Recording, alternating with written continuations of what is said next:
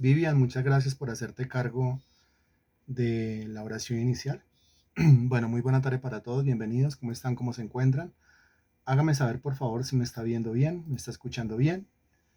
Y si es así, pues iniciamos. Bueno, gracias a Dios.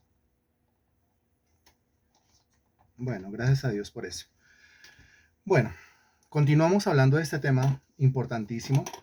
Recuerde que estamos nosotros en escatología bíblica por temas. Recuerde que no es el estudio clásico típico del libro de Apocalipsis, sino es el tema de la escatología debidamente ordenado. Su orden es cronológico y de esa manera nos disponemos para estudiarlo. También recuerde usted que desde la primera reunión de enero suprimimos nosotros los 5 minutos con el fin de hacerlo todavía más ordenado, hacerlo todavía más conforme al agrado de Dios, conforme a lo que Dios quiere que nosotros hagamos. Hace 8 días iniciamos nosotros una temática bien especial, hablando acerca del tema del arrebatamiento, pero sobre todo el tiempo en el que ocurrirá el arrebatamiento. Y para mi sorpresa, y no debería ser sorpresa, para mi sorpresa, reviso constantemente los videos de YouTube y las reproducciones que cada uno de estos videos tiene. Y este video, pues, o esta clase de hace 8 días la ha sacado del estadio, porque tiene más de 1000 reproducciones ya en YouTube, lo cual quiere decir que eso del tema del arrebatamiento es un tema que a la gente le interesa. Eso del tema del arrebatamiento es un tema que pues digamos que la gente lo tiene en la cabeza, pero como que no lo tiene claro. Y el tema es que por más que uno lo enseña, en algunas cabezas el tema sigue no estando claro. Entonces es necesario repasarlo y repasarlo y repasarlo y repasarlo. Todavía algunos me preguntan a mí de por qué la necesidad de dar escatología o hacer una exposición del libro de Apocalipsis y a los meses volverlo a hacer, y a los meses volverlo a hacer, y a los meses volverlo a hacer, precisamente por esa razón. Todavía hay gente que no sabe exactamente cuándo es que ocurrirá el arrebatamiento. Todavía hay gente que no sabe exactamente quiénes son los que van a ser arrebatados. Y todavía hay gente que no sabe todavía si el arrebatamiento va a ser antes o a la mitad o después de la gran tribulación. Todavía hay gente que no entiende lo que es el tema de la gran tribulación. Todavía hay gente que no entiende cuánto tiempo, cuántos años que va a durar la gran tribulación. Todavía hay gente que no entiende la diferencia entre el arrebatamiento y la segunda venida. Hay gente, cristianos, que confunden la segunda venida con el arrebatamiento de la iglesia y dice que están esperando la segunda venida de Cristo. Así de perdidos.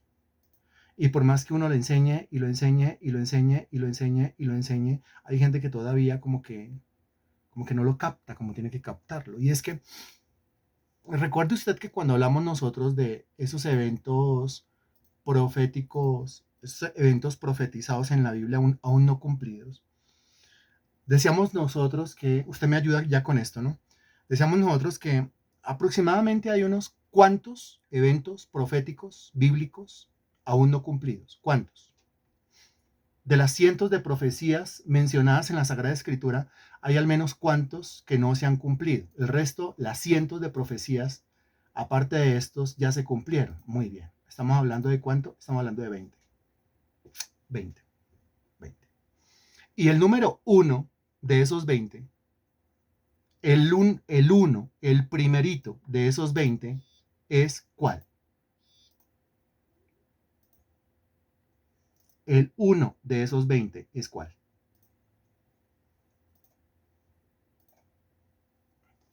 El número uno de esos 20 es el arrebatamiento. Ok. Quiere decir que proféticamente hablando, lo que sigue por cumplirse es el arrebatamiento. El resto, de aquí para atrás, está cumplido. Lo que sigue de los 20 eventos que faltan por cumplirse, el primero es el arrebatamiento, es lo que estamos esperando. Levantamos nuestra mirada al cielo, ven Señor Jesús. El Espíritu y la esposa dicen, ven Señor Jesús. Anhelo tu venida por tu iglesia. Ahí está. Y el número 2, no, pero ¿para qué quiere que hablemos del número 2? Si el número 1 no está claro. Primero dejemos claro el número uno, que es el tema del arrebatamiento. Entonces estamos viendo cómo, lastimosamente, algunos niegan la doctrina del arrebatamiento. Es doctrina, es dogma, es regla, está escrito en la Biblia, ¿no? Como algunos niegan la doctrina del arrebatamiento, algunos dicen que no, que eso del arrebatamiento no está escrito ni mencionado ni enseñado en la Biblia.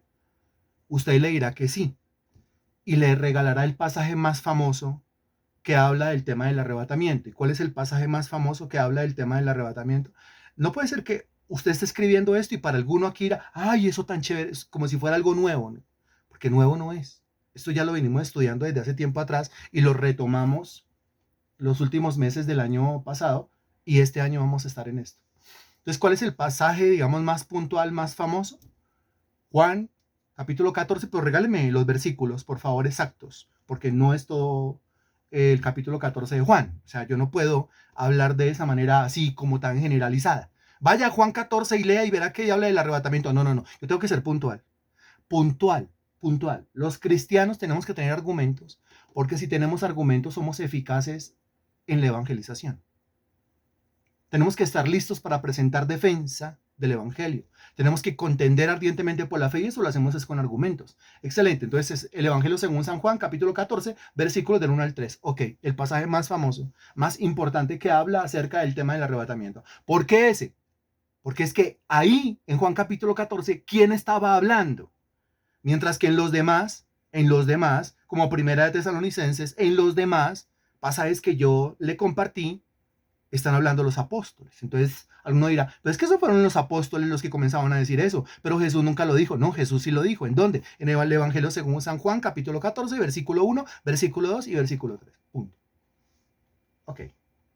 Pero todavía hay muchos que dicen, bueno, listo, entonces le acepto que la doctrina del arrebatamiento es cierta, es bíblica y está enseñada en la Sagrada Escritura, pero para mí el arrebatamiento va a ser parcial. Parcial, ¿cómo así? Sí, que el Señor se va a llevar a unos en un momento y después va a venir por los otros en otro momento y después van a ir por otros en otro momento. Algunos lo hablan como llevándose por partes, dos partes o hasta tres partes. Yo he escuchado algunos diciendo eso. Y el arrebatamiento, como ya se ha argumentado, no es parcial. Entonces, si no es parcial, excelente. Si no es parcial, es total. O se va uno en el arrebatamiento o no se fue.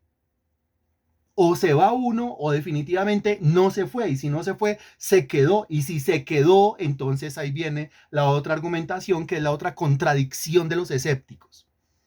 Porque dicen, bueno, listo, le acepto que el arrebatamiento sea una doctrina y le acepto que el arrebatamiento sea total y no parcial. Pero yo creo que el arrebatamiento va a ocurrir a la mitad de la gran tribulación, o sea, es como la postura medio tribulacional, o yo creo que el arrebatamiento va a ocurrir al final de la gran tribulación, es decir, el arrebatamiento post-tribulacional, post, después de la gran tribulación.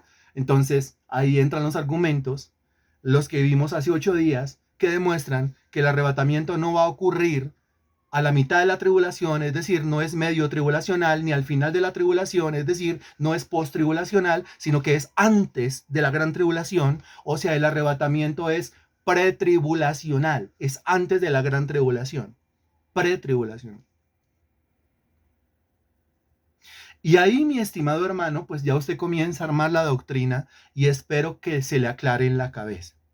Porque con el solo hecho de que usted diga, el arrebatamiento es bíblico, tengo las citas, el arrebatamiento es total y no parcial, tengo las citas, y el arrebatamiento ocurre antes de la gran tribulación y tengo las citas bíblicas, pues ahí ya se le comienza a usted a aclarar el panorama. ¿Es así o no es así? ¿Qué dice usted? Mientras me va contestando, recuerde que hace 8 días vimos pasajes como Mateo capítulo 3 versículo 7, Lucas capítulo 3 versículo 7, Primera de Tesalonicenses capítulo 1 versículo 10, Apocalipsis capítulo 3 versículo 10, Romanos capítulo 5 versículo 9, Primera de Tesalonicenses capítulo 5 versículo 9, que hablan acerca de la iglesia sacada de aquí antes de que la ira venga, la famosa ira venidera de Mateo capítulo 3 versículo 7 y Lucas capítulo 3 versículo 7 en la pregunta que dice, ¿quién nos enseñó a huir de la ira venidera? Muy bien. Entonces, continuamos. Continuamos. Seguimos hablando del arrebatamiento y lo comenzamos a relacionar con otros hechos, con otras doctrinas, con otros sucesos, con el fin de relacionarlo, pero al mismo tiempo diferenciarlo de varias cosas. Ya lo miramos desde el punto de vista de la doctrina, ahora lo miramos desde el punto de vista de la analogía. En la Biblia hay analogías del arrebatamiento. Hay varios individuos que en la Sagrada Escritura fueron arrebatados. En el Antiguo Testamento, regáleme el nombre de aquel, el caso de uno que usted se acuerde que fue arrebatado, que estaba vivo aquí en la tierra y fue llevado al cielo. ¿Quién, por ejemplo? De lo que usted se acuerde, lógicamente, no tiene que inventarse nada de lo que usted se acuerde. Si no se acuerda de nada, pues no se acordó de nada y ya. ¿Sí? No se acordó de nada y ya. Bien, estoy hablando del Antiguo Testamento, ¿cierto? Del Antiguo Testamento. Bien, perfecto. En el Antiguo Testamento, entonces, encontramos algunos casos. Por ejemplo, Enoc, que es el primero que aparece, y encontramos el caso de Elías. ¿Sí? Enoc, Elías, en el Antiguo Testamento. Tenemos por ahí un micrófono, por favor, hágase cargo usted. Gracias. Bien, tenemos esos casos. ¿Esos casos son qué? Esos casos son analogía en la Sagrada Escritura. ¿Analogía de qué? Pues analogía de un individuo. En el caso de Enoc, Enoc es un individuo que caminó con Dios y Dios se lo llevó. Fue traspuesto. Ahorita analizamos el término traspuesto. Pero estaba en la tierra y Dios se lo llevó. Lo cual quiere decir que el arrebatamiento, eso de arrebatar a alguien de la tierra al cielo, pues eso ya en el Antiguo Testamento ya había ocurrido. O sea que en el Nuevo Testamento, cuando se habla de arrebatamiento, eso no es doctrina nueva. ¿Por qué no es doctrina nueva? Porque viene ocurriendo desde el Antiguo Testamento. El otro caso es Elías. Elías fue llevado en un torbellino de fuego, acuérdese usted, en un torbellino de fuego. Algunos dicen carros de fuego se lo llevaron. No fue carros de fuego. Carros de fuego, lo que separó a Elías de Eliseo, carros de fuego, lo que podía distraer a Eliseo, ¿sí? Y le podía hacer que dejara de ver a Elías y se perdiera lo que él quería, una doble porción de tu espíritu. Pero realmente Elías fue llevado al cielo no en carritos de fuego, sino en un torbellino de fuego, de la tierra al cielo. Entonces es otro caso que demuestra la analogía del arrebatamiento de la iglesia. Ahora, es un suceso que realmente ocurrió, es un hecho histórico. Enoc realmente fue llevado de la tierra al cielo, Elías realmente fue llevado de la tierra al cielo. Es un suceso, pero es un suceso que se convierte, es un hecho concreto que se convierte en analogía para nosotros. ¿Por qué una analogía? Claro, porque se traza la comparación con lo que le va a ocurrir a la iglesia y usted dice, entonces a la iglesia le va a ocurrir lo mismo que le ocurrió en el Antiguo Testamento a Enoc y a Elías. ¿Estamos claros con eso? Al creyente, a la iglesia, al cuerpo de Cristo, al cristiano, al Hijo de Dios, le va a ocurrir lo mismo que le pasó a Enoc y a Elías en el Antiguo Testamento. ¿Estamos claros con eso? Estamos claros. Claros, muy bien. Ahora, en el Nuevo Testamento nosotros también tenemos ejemplos, ¿cierto? El más famoso, solamente vamos a mencionar uno, el más famoso ejemplo de una persona que fue llevada de la tierra al cielo es quién en el Nuevo Testamento. Eso está muy fácil, muy fácil. ¿Quién? ¿De quién estamos hablando? No. ¿De quién estamos hablando? El más famoso caso. El más famoso caso es quién? Pues el más famoso caso es el Señor Jesucristo. Usted encuentra su ascensión en el Evangelio, perdón, en el libro de Hechos, en el capítulo 1. La Biblia dice que el Señor, estando con sus discípulos, después de haberles dado mandamientos por el Espíritu Santo, fue llevado de la tierra al cielo y una nube lo ocultó de los ojos de los discípulos. ¿Quién? El Señor Jesús. El Señor Jesús, ¿cómo fue al cielo? Fue arrebatado, fue trasladado, lo cual quiere decir que lo mismo que le ocurrió a Enoc, le ocurrió a la iglesia, lo mismo que le ocurrió a Elías, le ocurrió a la iglesia, y lo mismo, por supuesto, que le ocurrió a Cristo, le ocurrirá a la iglesia. ¿Por qué? Porque Cristo es la cabeza de la iglesia. Lo que le ocurre a la cabeza, eso mismo le ocurre al cuerpo del Señor Jesucristo. ¿Claro o no claro?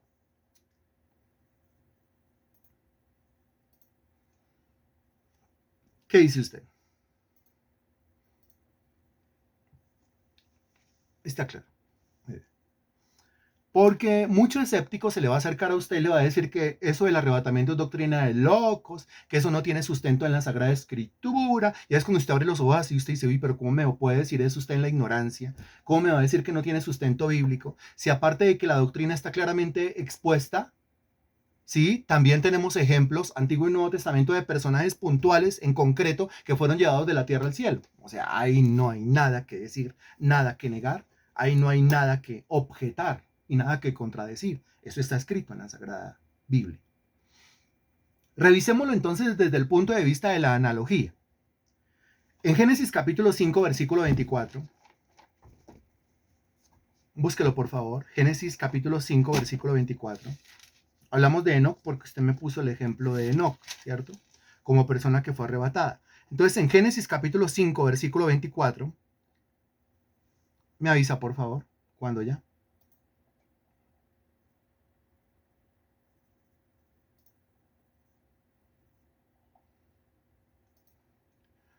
Listo, mira lo que dice. Caminó pues Enoc con Dios y desapareció porque le llevó Dios. Versículo pequeñito, cortico, pero sumamente diciente. Caminó pues Enoc con Dios y desapareció porque le llevó Dios.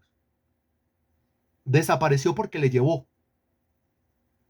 Lo buscaron y lo buscaron y lo buscaron en esa tierra y no lo encontraron. No encontraron su cuerpo. ¿Por qué no encontraron su cuerpo?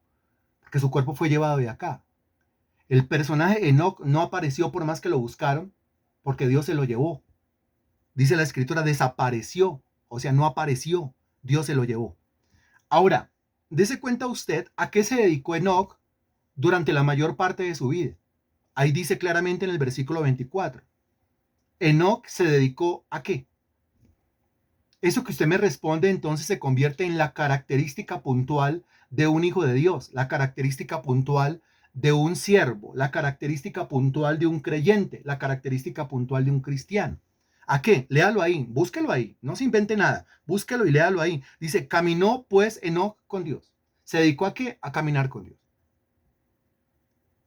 A caminar con Dios. Ahora, ¿qué es eso de caminar con Dios? ¿Qué es caminar con Dios? Yo camino con alguien, ¿eso implica qué? Yo camino con alguien, ¿eso indica qué? ¿Eso revela qué? Estoy caminando con alguien. No es que ahora estoy caminando con. Y como estoy caminando con, entonces me vienen a la cabeza un montón de cosas, pero ayúdeme por favor usted a definir esto. Porque caminó Enoc con Dios y se lo llevó Dios. No apareció porque Dios se lo llevó. Quiere decir que Dios se va a llevar los que caminan con él. Dios se va a llevar a los que caminan con él. Caminar con él. Con él. Qué impresionante. Caminar con él. Ahora, mire que no dice que Dios camina conmigo. No. No dice Dios camina conmigo. No dice Dios caminó con Enoc. No, dice Enoc caminó con Dios. Si Enoc caminó con Dios, quiere decir que Dios ya iba caminando y Enoc se le pegó. ¿Sí? Sí, Dios ya iba caminando y Enoc se le pegó. Enoc decidió coger por ese mismo camino por donde iba Dios. Enoc decidió coger por ese mismo camino por donde iba Dios. ¿Qué es el camino cuál? Pues recuerde que el camino es angosto, ¿sí? Recuerde que la puerta también es estrecha, el camino es angosto y estrecho. Quiere decir que es el camino de la devoción, el camino de la comunión, el camino del cambio, el camino de la transformación, el camino del sacrificio, el camino del servicio, el camino de dejar de hacer mi propia voluntad para pasar a hacer la voluntad de Dios, el camino de la imitación, tengo que imitar a Dios, el camino de rendirme a mí mismo, negarme a mí mismo, el camino del autosacrificio, el camino de la autodisciplina, el camino de cuántas cosas se le vienen a usted ahí a la cabeza cuando hablamos del camino. Caminó con Dios, Dios iba caminando, Él se pegó al camino, yo quiero caminar contigo, si quiere caminar conmigo, toca este paso. Si quiere caminar conmigo, toca de esta manera. Si quiere caminar conmigo, pues estas son las exigencias. Si quiere caminar conmigo, no lo va a poder hacer como usted quiera. Tiene que dejar de ser tan terco. Tiene que dejar de ser tan necio y tan testarudo si quiere caminar conmigo. De otra manera, no puede caminar conmigo. Nos acordamos aquí nosotros del ciego Bartimeo, que cuando pasaba el Señor Jesucristo, pues él esperaba que Jesús viniera y lo buscara y lo atendiera y sin él hacer el mayor esfuerzo, el menor esfuerzo, pero no, el Señor siguió derecho y entonces a Bartimeo le tocó, que estaba sentado junto al camino, le tocó levantarse, quitarse los harapos, meterse al camino y comenzar a transitar por ese camino, caminar por esa misma senda, clamándole al Señor: Jesús, hijo de David, ten misericordia de mí. Y ahí, cuando se mete al camino y comienza a caminar por ese camino, es cuando llama la atención de Cristo. Y Cristo se detiene y Cristo se devuelve y se voltea y le dice: ¿qué quieres que te haga? Señor, yo quiero recobrar la vista. Y recobra la vista, porque los milagros ocurren es en el camino, no junto al camino. Los milagros, los cambios de vida, las transformaciones ocurren cuando yo me meto al camino a caminar con Dios. Los milagros, las transformaciones, las puertas abiertas, los cambios no ocurren cuando yo estoy sentado esperando que la gracia y la misericordia vayan por mí. No. Ahí pasa la gracia y ahí pasa la misericordia, pero yo tengo que manifestar fe. Acuérdese, fe, ¿dónde está mi fe? Mi fe hace que yo salga de ese inconformismo, de esa quietud, de ese confort mundano, carnal, rompa mis harapos de pereza, rompa mis harapos de indiferencia y me meta al camino y comience a caminar por ese camino. Ahora, ese camino, transitar por ese camino con esta ceguera, dirá Bartimeo. Transitar por este camino trastabillando, por ahí me caigo, así se caiga. Así se pele la rodilla, el Señor le da rodillas nuevas. Así se pele los talones, el Señor le da talones nuevos. Así se pele las manos, así se descalabre, el Señor le da cráneo nuevo, con tal de que esté dentro del camino caminando con Dios. Cuando la Biblia dice caminó Enoc con Dios, se refiere a todo eso y a muchísimas cosas más. Es algo impresionante. Ahora, ¿por quiénes viene Jesús? ¿A quiénes se lleva Jesús? ¿Quiénes son los que desaparecerán? ¿Quiénes son los que serán trasladados? ¿Quiénes son los que serán arrebatados? Pues ellos. ¿Quiénes? Los que caminan con Dios. Esperando ahí sentado alguna indicación de a ver si le sirvo o no le sirvo a Dios, se va a quedar ahí sentado. Y lo que es peor, está usted perdiendo un tiempo valioso que nadie le va a devolver. El tiempo es un recurso no renovable, lo hemos explicado muchísimas veces.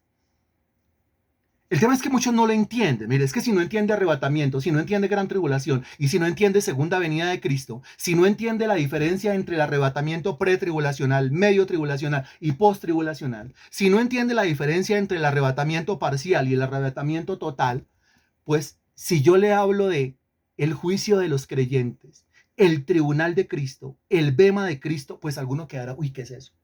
Y si yo le digo que después viene las bodas del Cordero, alguno dirá: ¿qué es eso? Eso es lo que estamos explicando nosotros a la luz de la escatología, a la luz de la Biblia. Yo no tengo tiempo para perder. Yo estoy metido en el camino. Camino con Dios. Caminar con Dios quiere decir en constante movimiento. Caminar con Dios quiere decir en constante acción, en constante ejecución, en constante actividad. Voy con Él haciendo su voluntad. Sentado esperando, ¿qué? Se va a quedar sentado esperando. El diablo tiene embolatado al 90-95% de la iglesia sentado esperando confirmaciones de algo que la Biblia dice que nosotros tenemos que hacer. La Biblia dice que tenemos que ir por todo el mundo, predicar en todo el mundo a toda criatura. Tenemos que llevar el evangelio. Estoy sentado a ver si a mí me toca ir a predicar el evangelio. ¿Cómo así?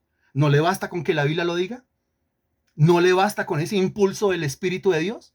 Todavía sigue cabezón. Mire, duré en un gitanismo aburrido bastantes años de mi vida, de los cuales yo me arrepiento, porque el tiempo que yo perdí, ese tiempo nadie jamás me lo va a devolver. Yo necesito sentarme en un lugar donde a mí me den doctrina. Yo necesito sentarme en un lugar en donde a mí me impulsen al servicio, donde me den la oportunidad, donde yo levante la mano y diga: yo quiero servir, y ya me tengan un puesto listo. Ya me digan: listo, póngase a hacer esto. Así, de manera aguerrida, así, de manera frentera. Donde se atrevan a creer que yo puedo hacer algo efectivo para mi Señor.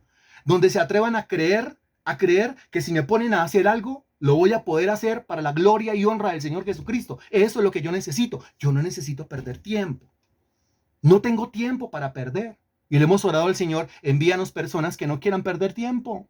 Envíanos, Señor, que estén cansadas, aburridas de la silla esa en la cual estás sentada durante tanto tiempo, creyendo que en esta tierra van a ser eternos, ignorando que el servicio que yo haga en esta tierra mientras que yo esté vivo es el que va a ser recompensado inmediatamente después del arrebatamiento. Porque es que nosotros hablamos del arrebatamiento, que somos llevados, gloria a Dios, gloria a Dios, gloria a Dios, pero que alguien nos diga que después del arrebatamiento, allá en el tercer cielo, se va a poner un trono, se va a sentar Cristo y va a juzgar a los creyentes por el servicio que le rindieron mientras que estaban en el cuerpo vivos aquí en la tierra. Y por ese servicio vamos a ser recompensados con las famosas coronas mencionadas en la Sagrada Escritura. ¿Vamos a hablar de las coronas? Claro que sí, de eso, todo eso tenemos que hablar a su debido tiempo, de todo eso tenemos que hablar. Pero entonces dése cuenta que es que yo no tengo tiempo para perder. Yo no puedo perder tiempo por usted y usted no puede perder tiempo por mí. Si yo estoy perdiendo tiempo, el único responsable y el único culpable soy yo. No tengo tiempo. Porque es que yo no sé cuánto tiempo me reste. Yo llevo más de 2 décadas haciendo esto y eso ha sido como un cerrar y un abrir de ojos. Yo digo, Dios mío, ¿en qué momento se pasó todo este tiempo? Y lo que he hecho, espero no sea jugar a ser cristiano. Lo que yo he hecho, espero no sea jugar al predicador. Espero no sea jugar al que ora por los demás. Yo quiero hacer algo efectivo, algo de peso, Señor. Porque por este servicio mi Señor me va a juzgar y después del juicio me va a recompensar. De eso hablaremos a su tiempo. Muy bien.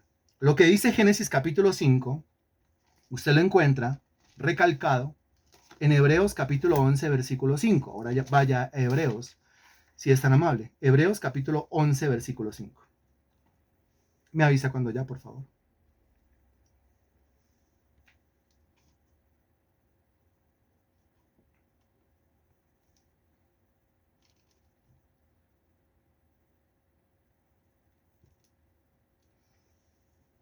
Bien.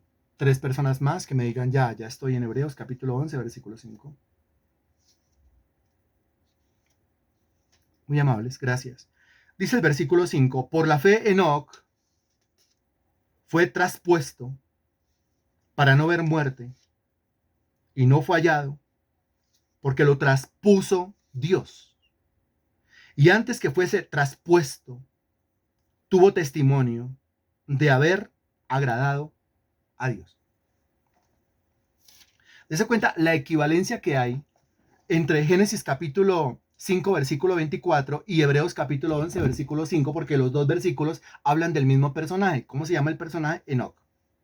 ¿Qué nos dice Génesis capítulo 5, versículo 24? Que Enoc caminó con Dios y desapareció porque lo llevó Dios. Eso ahí queda como, ¿cómo así? Pero si usted ve Hebreos capítulo 11, versículo 5, se le aclara la cabeza. Porque dice, por la fe Enoc fue traspuesto, por la fe. Entonces, ¿qué lo motivó a meterse al camino y a caminar con Dios? Armemos el rompecabezas.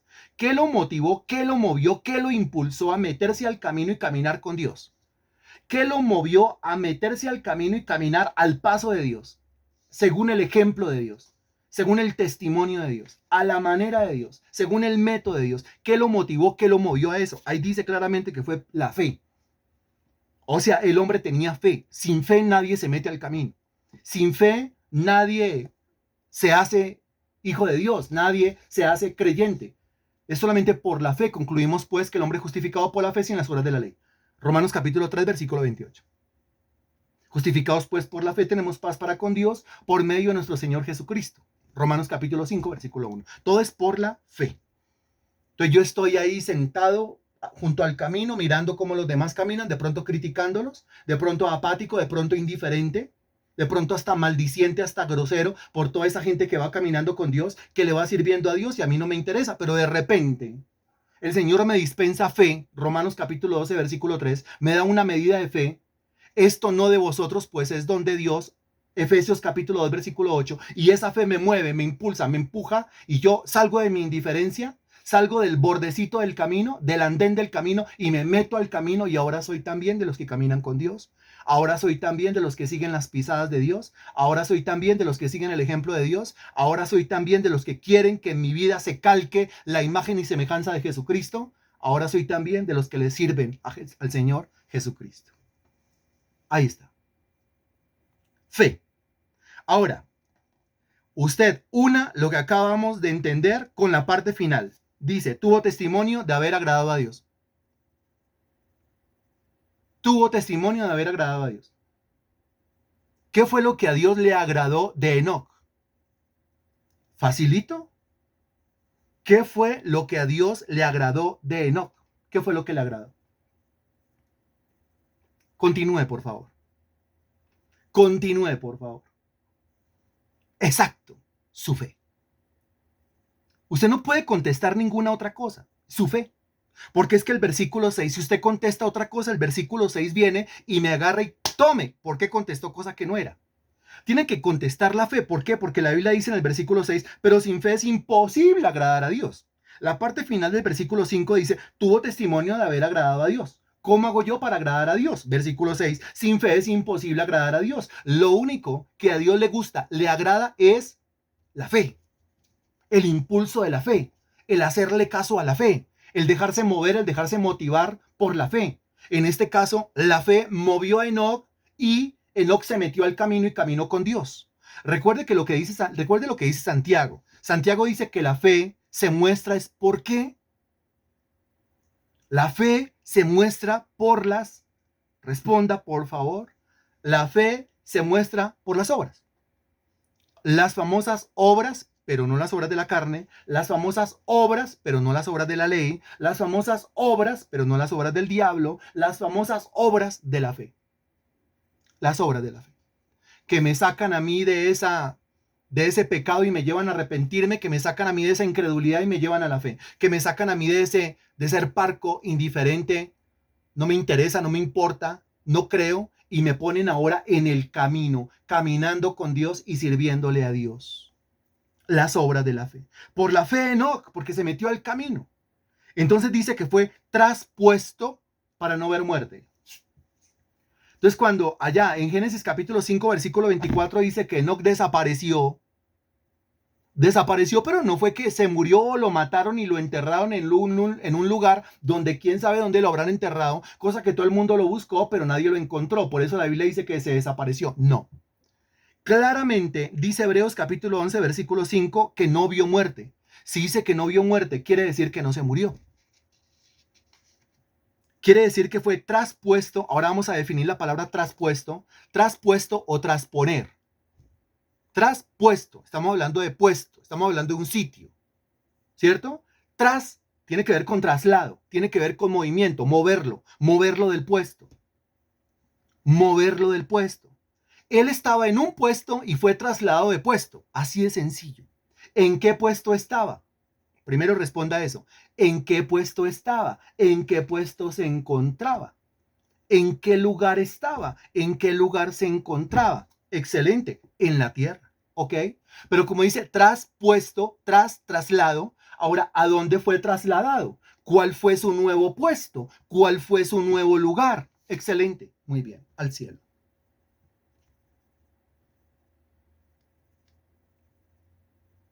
¿Está fácil de entender o está difícil de entender? ¿Qué dice usted?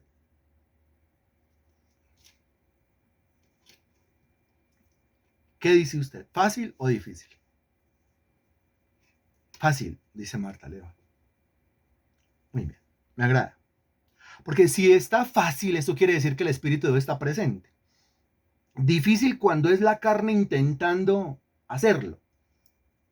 Pero cuando está el Espíritu de Dios presente, pues estas doctrinas, aunque sean un poco complejas, aunque sean un poco enredadas, aunque toque relacionar un texto del Antiguo Testamento con un texto del Nuevo Testamento, se va a tornar fácil. Es como la carga de Cristo y el yugo de Cristo, fácil y ligero. ¿Se acuerdan? Entonces, por la fe Enoc fue traspuesto para no ver muerte, no ver muerte. Ahora, recuerde usted que en el caso del arrebatamiento, pues tenemos dos casos. También ya lo hemos visto. Los que cuando Cristo venga hasta las nubes ya habrán muerto. Y los que cuando Cristo venga hasta las nubes estarán vivos. Enoc pertenece a cuál de los dos grupos. Está muy fácil. En la analogía, a aquellos que cuando Cristo venga hasta las nubes están muertos o a aquellos que cuando Cristo venga hasta las nubes están vivos. En la analogía puede estar refiriendo a un vivo, porque dice que no vio muerte.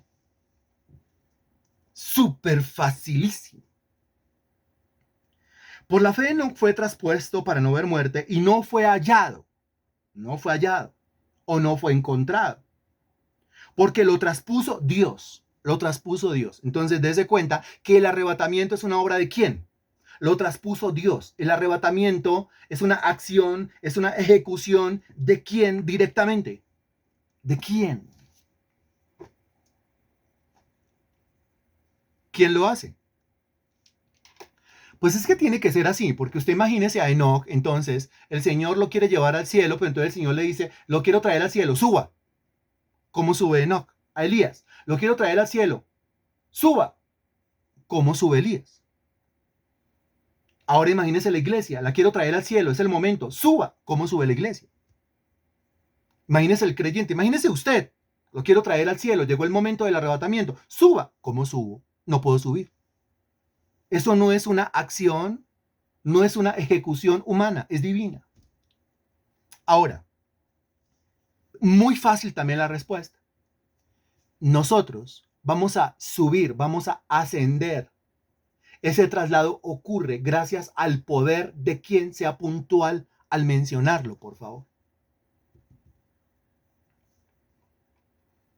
Que es exactamente una de las razones, porque hay muchas, pero es exactamente una de las razones del por qué el Señor lo envió. Responda, por favor. No, no. O sí y no. Sí y no. Exacto, Natalia, muy bien. Pero por supuesto, ¿quiénes son aquellos que están capacitados? Últimamente se escucha mucho el término empoderado. ¿Quiénes son aquellos que están empoderados, capacitados, habilitados para en el momento en que Cristo dé la orden poder subir? Pues aquellos que están llenos del poder de Cristo, del poder de Dios. ¿Y quién es el poder de Dios? El poder de Dios es el Ruach. ¿Y quién es el Ruach? Ruach, término hebreo en el Antiguo Testamento para designar exactamente al Espíritu Santo. Entonces, una de las razones del por qué el Padre y el Hijo enviaron al Espíritu Santo a vivir dentro de nosotros es para tener esa capacidad de poder subir. O sea, yo no voy a subir, yo no voy a estar a brincos, a ver, intentando a ver si llego. Sencillamente voy a estar ahí y voy a comenzar a subir. Voy a comenzar a subir porque alguien me va a comenzar a subir. Voy a comenzar a subir porque alguien me va a comenzar a elevar. Voy a dejar la tierra porque alguien lo va a permitir. Voy a ascender porque alguien con su poder maravilloso así lo va a hacer y lo va a permitir. ¿Es el poder de quién? Es el poder del Espíritu Santo. Y no fue hallado porque lo traspuso Dios. ¿Quién me va a trasponer? Dios. ¿Quién me va a trasladar? Dios. ¿Quién me va a llevar? Dios. ¿Quién me va a arrebatar? Dios. Y antes que fuese traspuesto, ojo, entonces a la pregunta, pero ¿quiénes serán trasladados realmente? ¿Quiénes serán traspuestos? ¿Quiénes serán llevados? ¿Quiénes serán arrebatados? ¿Quiénes irán en el arrebatamiento? Ahí dice. Y antes que fuese traspuesto, tuvo testimonio de haber agradado a Dios. ¿Por qué lo agradó? Por la fe. Parte inicial del versículo 5. Por la fe. Parte inicial del versículo 6. Pero sin fe es imposible agradar a Dios. Una fe que se mostró por las obras que lo metieron en el camino. O sea, un individuo que le saca el cuerpo siempre a Cristo, siempre a Dios, que le saca el cuerpo a la congregación, que le saca el cuerpo a los discipulados, que le saca el cuerpo a las oraciones, que le saca el cuerpo al servicio, no, que hoy no fío, mañana sí, que hoy no sirvo, mañana sí, que estoy esperando otra semana, se va envejeciendo, hombre, y al envejecerse, ese tiempo nadie se lo va a devolver, entre más viejo, menos fuerza, entre más viejo, menos ganas. ¿Con qué fuerza, con qué ganas usted le va a servir al Señor Jesucristo para ganarse esas recompensas o esas coronas que van a ser repartidas en el tribunal de Cristo? No pierda más tiempo. Enoch, cuando sintió el impulso ese de la fe, que es el mismo impulso del Espíritu Santo, al camino se metió y comenzó a caminar con Dios. Y después de eso, no se sentó junto al camino cansadito y no se devolvió mucho menos diciendo que es que no, que es que eso era muy pesado para él, porque entendía a qué se exponía al meterse en ese camino. Bien, bien. Ahora, vamos con lo siguiente. Si la historia de Enoch entonces es una analogía del arrebatamiento de la iglesia, y la iglesia, o sea, el que quiere ser arrebatado debe estar caminando con Dios, debe estar agradando a Dios por medio de su fe, que lo impulsa a hacer cosas para el reino de Dios. Espero eso esté claro. Nos encontramos con que en el capítulo siguiente, en Génesis, el capítulo siguiente de la mención de Enoc, es decir, el capítulo 6, ubíquese ahí por favor, Génesis capítulo 6. Génesis capítulo 6. En el capítulo 5, versículo 24, se habló de Enoc, ¿no? Repito, caminó pues Enoc con Dios y desapareció porque le llevó Dios. Ahora en el capítulo 6 y en el capítulo 7, lea, 7, ¿sí? Quiero que por favor lea los títulos y los subtítulos que hay en el capítulo 6, en el capítulo 7 y en el capítulo 8. 6, 7 y 8. En esos capítulos, ¿qué ocurre? En esos capítulos, ¿qué está pasando? ¿Qué está ocurriendo? Lea los capítulos, lea los subtítulos, los títulos y los subtítulos y responda, por favor, ¿qué está pasando en esos capítulos? En el 6 y en el 7. Un poquito también, partecita del 8. ¿Qué está pasando? Siga, continúe. Un evento, un hecho. ¿Qué está ocurriendo? Porque es el preámbulo y es lo posterior, pero el tema central de esos capítulos es ¿cuál? No. El tema central de esos capítulos es ¿cuál? No. O sea, el tema central, lo que ocurre, todo eso que usted me está mencionando son arandelas del hecho como tal, del hecho central. No. El hecho central es ¿cuál? No mencione las arandelas, sino el hecho central. Usted dirá, mire, lo central, el hecho central que ocurre en el capítulo 6, capítulo 7 y capítulo 8 es. Algunos no se atreven. No, no las arandelas, por favor. No las arandelas. No, no las arandelas. No las arandelas. No, no las arandelas. No las arandelas. Lo central. Lo que ocurre.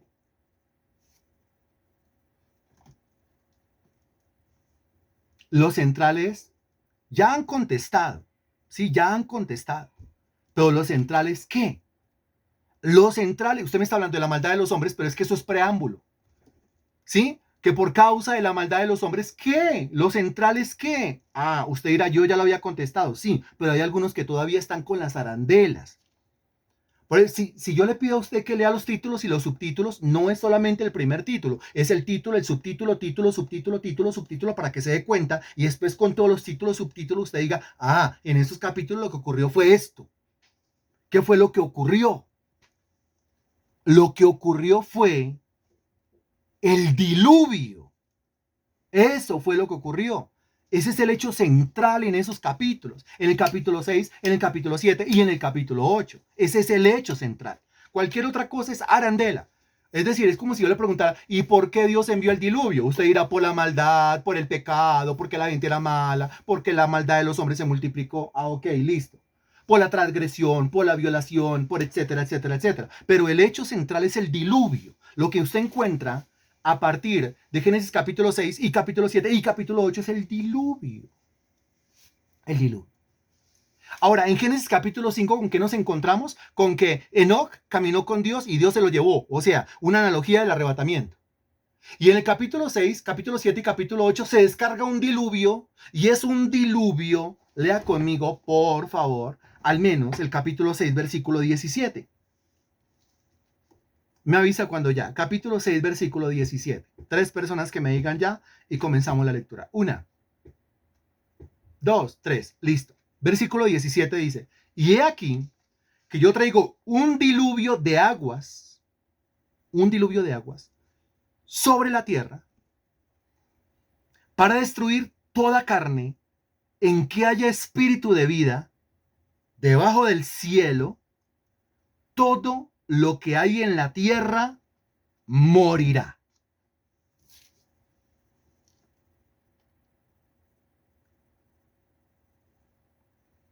Impresionante. Impresionante, ¿por qué? En el capítulo 5 tenemos nosotros el traslado de una persona que está en la tierra y es llevada al cielo, e inmediatamente después de que esa persona es llevada de la tierra al cielo, se descarga sobre este planeta un diluvio. O sea que el diluvio, en analogía, es símbolo de qué en el Nuevo Testamento. O sea que el diluvio, en su analogía, diluvio, es símbolo de qué a la luz del Nuevo Testamento. Enoc fue traspuesto. Eso es arrebatamiento. Ahora el diluvio, que dice que viene del cielo a la tierra, para castigar la maldad de todos los hombres que están sobre el planeta, por causa de su pecado. Ese diluvio, ese juicio de que viene del cielo a la tierra, esa ira que viene del cielo a la tierra, es símbolo de qué? Es símbolo de la gran tribulación.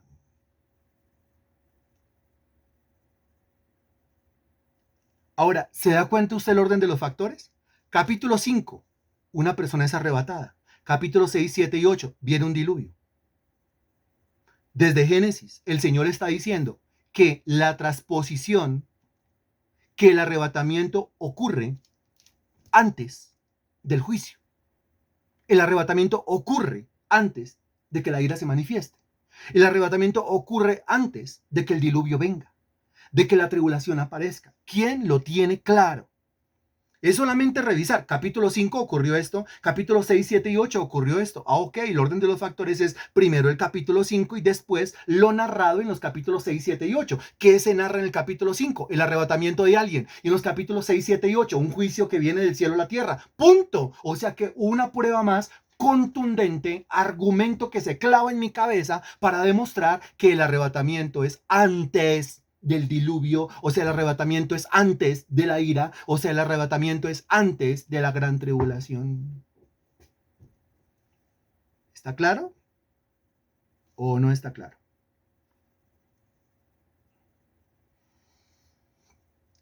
Ahora, a la pregunta de que si durante la gran tribulación habrán personas salvas, personas que se salven, la respuesta es ¿cuál? Pues acuérdese que cuando Dios descargó el diluvio, ¿hubieron o no hubieron personas que se salvaron? Personas salvas. ¿Sí o no? Pues la respuesta es sí. ¿Quiénes se salvaron en el diluvio? Salvaron, pues Noé, la esposa, los 3 hijos y las 3 nueras, 8 personas en total. Eso también es una analogía. Habrá salvación durante los juicios, muy bien Pepe, 21 juicios de la gran tribulación, pero no se está refiriendo a la iglesia. No se está refiriendo a la iglesia. Quítese eso de la cabeza porque es un engaño del diablo. El diablo le ha hecho creer a muchos cristianos, mire, si yo me quedo en el arrebatamiento, igual en la gran tribulación, yo tengo chance de poder ser salvo. No, no y no. Pero no dice que hay salvación durante la gran tribulación, sí, pero hay salvación durante el periodo de la gran tribulación de personas que nunca conocieron de Cristo, que nunca conocieron de Dios, que nunca estuvieron en la banca de una iglesia, que nunca cargaron la Biblia debajo del brazo, que nunca escucharon un sermón, que nunca escucharon una predicación. No de ese que se hace llamar cristiano y que está en la banca de una iglesia, pero se comporta como el peor de los mundanos, que ni raja, ni presta el hacha, ni desocupa el rajadero. No. Ese que se hace llamar cristiano no lo es, que se hace llamar hijo de Dios no lo es, que se hace llamar creyente no lo es, que se queda del arrebatamiento, si se quedó es porque no era. La Biblia dice que su conciencia se le va a cauterizar de tal manera que se convertirá en un fan, en un seguidor fiel, nada más y nada menos que del anticristo. Ahí es donde usted dice, qué terrible. Claro que sí, qué terrible.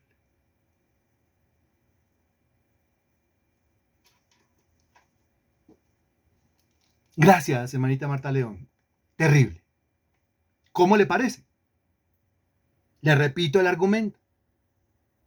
Ese casi cristiano que se congrega en una iglesia cuando esporádicamente parece un bombillito de Navidad, a veces sí, a veces no, que está ahí sentado esperando a ver si sí, a ver si no, sorpresas ocurrirán cuando el Señor venga y decir, ¿qué pasó conmigo? No es que no importa, porque si me quedo en del arrebatamiento, al fin y al cabo, durante la gran tribulación habrá chance de salvación, pero no para usted.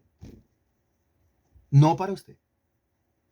No para usted que me escuche después de que coloque este video allá en YouTube. Mañana, pasado mañana, la semana entrante, en 15 días. No para usted. Porque usted ha tenido contacto con esto. Porque usted conoce algo de la verdad, solamente que no la obedece, solamente que no la asume, no la recibe. La Biblia es clara al decir que usted se convertirá en un seguidor acérrimo del anticristo, porque su conciencia le va a cauterizar de tal manera que su mente se va a entregar a los poderes del diablo. Si quiere saber más que esto, pues no se pierda las clases de los jueves. ¡Qué impresionante! Entonces aquí tenemos a Enoc como una simbología del arrebatamiento. El diluvio como una simbología de la gran tribulación. A Noé y su familia salvada del diluvio como una simbología de los que van a ser salvados por la gracia de Dios durante el periodo de la gran tribulación. ¿Cómo le parece esto? Sí lo había visto. Es una cosa maravillosa. Es una cosa espectacular lo que se encuentra ahí. Espectacular. A mí me parece espectacular. Dígame cómo le parece a usted esto.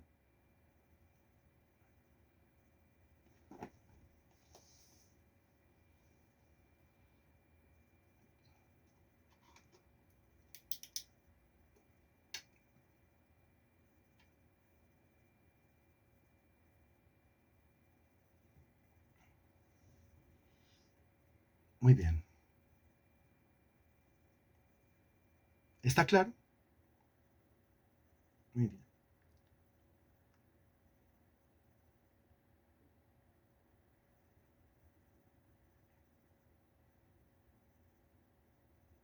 Muy bien. Muy bien. Muy bien. Lo que yo no me puedo permitir es que a mí se me pasen las décadas sentado en la banca de una iglesia sin entender esto. Porque solamente cuando yo entiendo esto, solamente cuando yo entiendo esto es cuando yo me activo, cuando yo me levanto, cuando yo levanto la mano y digo, hágale, trabajemos, hagamos algo para el Señor Jesucristo. ¿Quién levanta la mano y dice, hágale, me activo, hagamos algo para el Señor Jesucristo? Hagamos algo porque no sé si el arrebatamiento sea mañana, porque no sé si el arrebatamiento sea ahorita, no sé si sea la semana entrante, no sé si sea el mes entrante, no sé si sea este año, lo que me quede, levanto mi mano, yo me uno, yo quiero hacer algo para Cristo, yo quiero servirle al Señor, yo quiero lo que me quede aquí, no sé cuánto me va a quedar aquí, yo quiero entregarle mi vida al Señor Jesucristo. Dese cuenta usted que no hay sermón que sea más evangelístico que el escatológico. Dese cuenta usted que los temas apocalípticos sirven para evangelizar. Inmediatamente la gente dirá, le entrego mi vida a Cristo. E inmediatamente el cristiano tibio dirá, uy, yo me sacudo de eso. Yo inmediatamente me pongo a servirle a Dios. ¿Es o no es? Eso lo sacude a uno. Solo hecho de revisar estos versículos, ya usted experimenta dentro un sacudón. ¿Es o no es? Se dirá, es. Ahora hágame el favor y ubíquese, para terminar, por hoy. Ubíquese en Apocalipsis capítulo 4. Apocalipsis capítulo 4. Me avisa cuando ya, por favor. Me agrada que digan, yo quiero. Marta León levantó la mano, Liliana levanta la mano, Natalia Vanegas dice, va, sirvamos al Dios. Es Natalia, muy bien. Marta León dice, hágale. Cecilia Maya dice, hágale. María Sánchez dice, hágale. Bueno, ¿y el resto? Ah, no, Vivian levantó la mano de primeritas. Muy bien. ¿Y el resto? ¿Y el resto qué? Ah, Germán también tiene la mano levantada. Muy bien. ¿Y el resto qué? Hay que levantar la mano. Hay que decir, hágale, yo quiero, doy un paso, no un paso al costado, sino un paso al frente. Alguien que diga, venga, unámonos. ¿Qué es lo que hay que hacer? ¿A quién va a evangelizar en el mes de febrero? ¿Cuál es la actividad evangelística en el mes de febrero? Dígame dónde hay que abrir una célula. Dígame Dígame dónde puedo ir a predicar. Dígame dónde puedo ir a ministrar. Dígame, póngame a trabajar ya inmediatamente, que me trabajo para mi Señor. Pero no le tome el pelo a esto, no le saque más el cuerpo, no lo postergue, porque al final el perjudicado es usted y las personas que pueden ser alcanzadas, ganadas, evangelizadas y discipuladas a través de usted. Bien. Muy bien, en Apocalipsis capítulo 4, revise antes algo conmigo. En Apocalipsis capítulo 2 y capítulo 3, usted encuentra lo que es el mensaje a las 7 iglesias, es decir, Éfeso, Esmirna, Pérgamo, Teatira, Sardis, Filadelfia y Laodicea. ¿Sí? Ahí tiene usted el mensaje a las 7 iglesias, nosotros ya estudiamos eso. Esto es la carrera de la iglesia, la era de la iglesia, la época de la iglesia o la dispensación de la iglesia, ¿sí? Divide en 7 diferentes partes. Nosotros estamos ubicados en la Odisea. Ahí vamos, cronológicamente hablando. Escatológica y cronológicamente hablando, ahí estamos.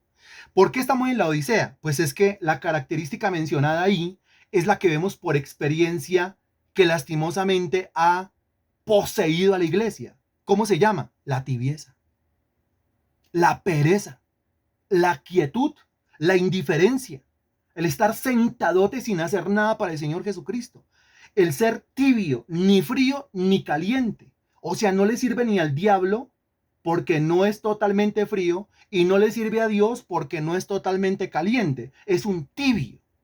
Esa es la característica de la iglesia actual, de la iglesia contemporánea. Ahora, después de esto, quiero que note lo que dice el capítulo 4, versículo 1 de Apocalipsis. Dice, después de esto, mire, después de esto, ¿después de qué? Después de Éfeso, Esmirna, Pérgamo, Tiatira, Sardis, Filadelfia y Laodicea. ¿Después de qué? Después de la iglesia. Después de que la iglesia haya pasado, después de que la época, dispensación de la iglesia haya terminado. Después de esto, mire, y he aquí una puerta abierta ¿en dónde? En el cielo. Ahora el escenario es el cielo. Apocalipsis 2 y 3, el escenario es la tierra. La iglesia haciendo cosas en la tierra. Ahora en Apocalipsis 4 y 1 el escenario es el cielo. Después de esto miré y aquí una puerta abierta en el cielo. Se abrió una puerta en el cielo. ¿Cuándo se abrió la puerta en el cielo? Cuando la dispensación de la iglesia hubo terminado. Y la primera voz que oí, como de trompeta, la primera voz que oyó es la voz de Cristo. Eso usted lo encuentra en Apocalipsis capítulo 1. ¿Sí? Cristo hablando con Juan. Cuando Cristo habla con Juan, Juan se desmaya. El Señor le da como primeros auxilios divinos, se reincorpora. Le enseña lo de Éfeso, Esmirna, Pérgamo, Tiatira, Sardis, Filadelfia y la Odisea. Ahora en el capítulo 4, en sus 5 sentidos, dentro de una visión, Juan mira hacia arriba, ve una puerta abierta, la voz que hablaba con él, que es la de Apocalipsis 1, la voz de Cristo, como de trompeta, hablando conmigo, dijo, mire lo que le dice, sube acá. ¿Qué le dice? Sube acá. ¿En dónde está el que está hablando? ¿En dónde está Juan? Ahora se sobreentiende por lo que le dice, ¿no? ¿En dónde está el que está hablando? El que está hablando es Cristo. ¿En dónde está Juan? Responda usted, por favor. Y ahí va a entender usted, el sube acá. Ese sube acá. Muy bien, entonces, en el cielo, ¿quién está? No, pero ¿quién y en dónde? ¿Quién y en dónde? Para dejarle claro a todo el mundo. De pronto usted lo tenga súper claro y usted diga, ni una respuesta yo tengo que dar porque eso está muy claro. Pero no falta el que esté ahí, pero ¿cómo así que es que no entiendo? Entonces, para ese que no entiende, usted responda, Germán, muchas gracias. Mire, en el cielo Jesús y en la tierra Juan. Ahí está Germán. Ayudándole al que todavía no las coge, ayudándole al que todavía no entiende. ¿Sí? La voz del que hablaba conmigo. ¿Quién está hablando con Juan? Jesús. ¿Y en dónde está Jesús? Pues si ve una puerta abierta en el cielo y desde ahí le están hablando, pues es Jesús hablando desde el cielo. Ahora, ¿dónde está Juan? En la tierra. Por eso la frase. La frase que es una orden. La orden dice, sube acá. Ese sube acá, sube acá. ¿Es una evidencia de qué? ¿Es un signo de qué? ¿Es una prueba de qué? ¿Es una simbología de qué? ¿Es una indicación de qué? ¿Es una señal de qué? Sube acá. Del arrebatamiento. Muy bien. ¿Cuándo ocurre el arrebatamiento? El arrebatamiento ocurre cuando la era de la iglesia haya terminado.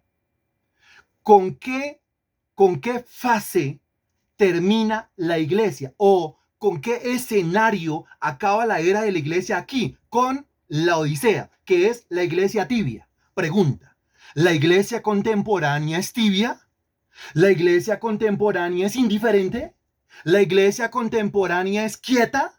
¿La iglesia contemporánea está conforme? ¿La iglesia contemporánea no mueve ni un dedo para extender el reino de los cielos? Esa es la iglesia contemporánea, la iglesia tibia. O sea, estamos en la Odisea. Lo que sigue después de la Odisea, o sea, después de Apocalipsis capítulo 3, versículo 22, es Apocalipsis 4.1 escatológicamente hablando.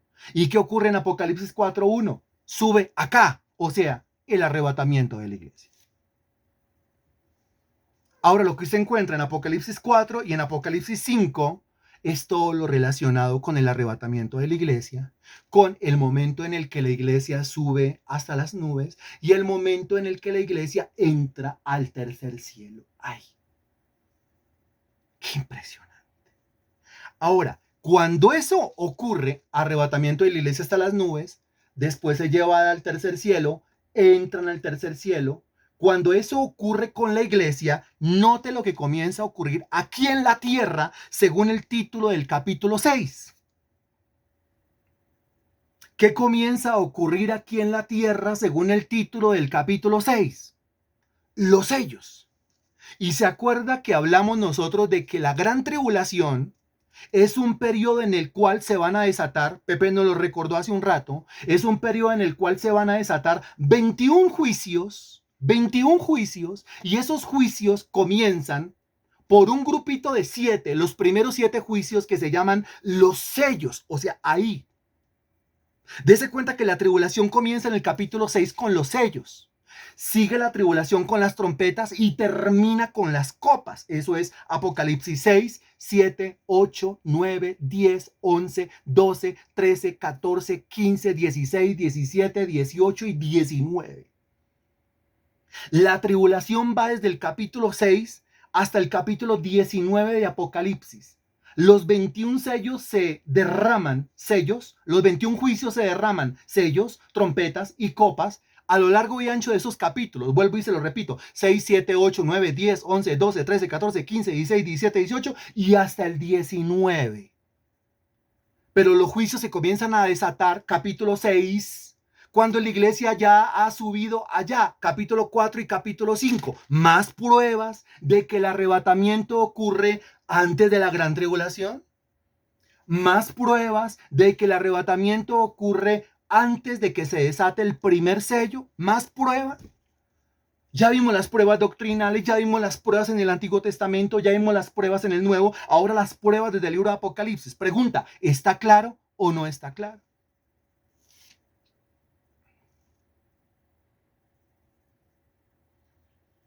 ¿Qué me dice usted?